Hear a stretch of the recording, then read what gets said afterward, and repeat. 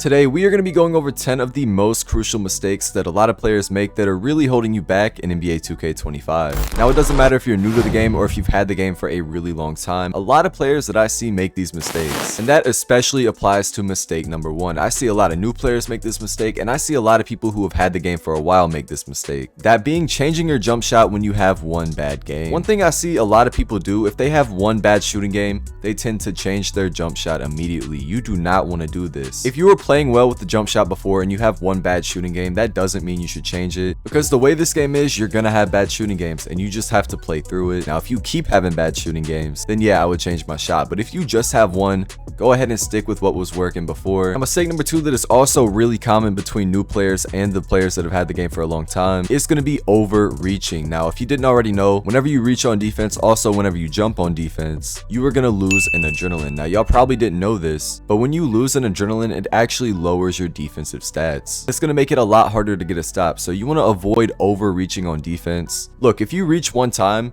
the odds are if you reach again, you're probably not going to get the steal, because your steal rating is going to be lowered when you have 2 adrenaline. So if you don't get the steal off reach number 1, I wouldn't really reach again, because if you reach any more after that, it's really going to make playing defense impossible, and you basically guarantee that your team is not going to get a stop. Now, mistake number 3 is a mistake you may or not be making, but a lot of new players probably don't know about this, and that is disabling the setting passive dribble hand switches. Now, if you have this setting enabled, basically what it makes you do, it makes you switch the ball in between hands whenever you're standing still with the ball. And it kind of interrupts like your dribbling cycle. So if you're trying to do a dribble move to one side, if the ball is like switching in between hands, it might mess that up. Y'all need to change the setting. Now, mistake number 4 is also another setting mistake that a lot of people make, and that is having motion blur all the way up. Motion blur, if y'all didn't already know, actually makes you delayed. Now, the way that you turn off motion blur is going to be in the main menu settings. You can't do it like while you're in My Career. You have to be on the main menu, and then you want to go to settings, scroll down so you see motion blur, turn it all the way to 0. Now, mistake number 5 is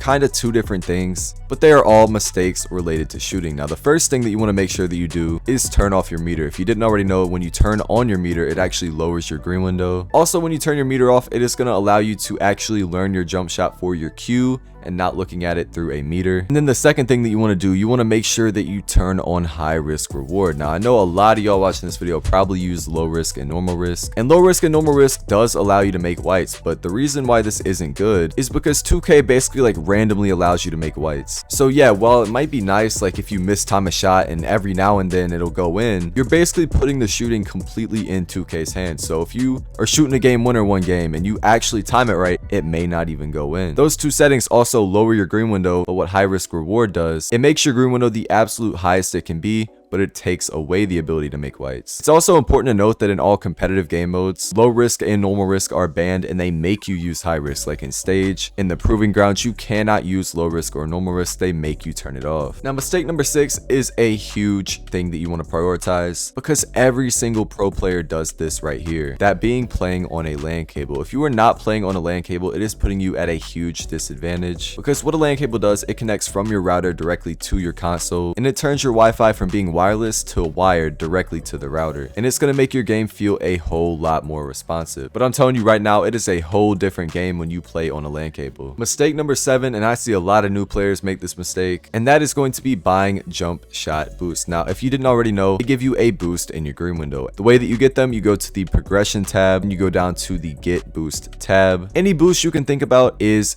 right here. Now, obviously you want to buy the jump shot ones. This is really the only one I would buy. All the other ones, they help you, but they're not really needed. The jump shot ones, they are absolutely needed. Now, mistake number 8 is also another mistake that I see a lot of new players make. That is going to be playing on your build in the park or in any other online game mode before you get your hot zones or your badges. Now, I know a lot of y'all, whenever you first get the game, you make your build, you put your VC on your build, you immediately want to go play with your friends in the park. But you do not want to do this, because when you go play an online game mode, 80% of the people that you're playing are all going to have like maxed out builds, or at least like playable on builds, if that makes sense. Like they're going to have their badges, they're going to have their hot zones, and it's going to give them an unfair mismatch against you. Instead, what you want to do, you want to go to My Career, you want to play a few games, like maybe like at least like 5-10 games, you know, get some hot zones, get your badges, and then you want to go ahead and go to online play. Now you can go out there with like silver or gold badges. I think you'll be good if you do that, but if you go out there with bronze badges, you'll want to get off the game. Mistake number 9 is going to be forcing things that aren't there. Now more specifically,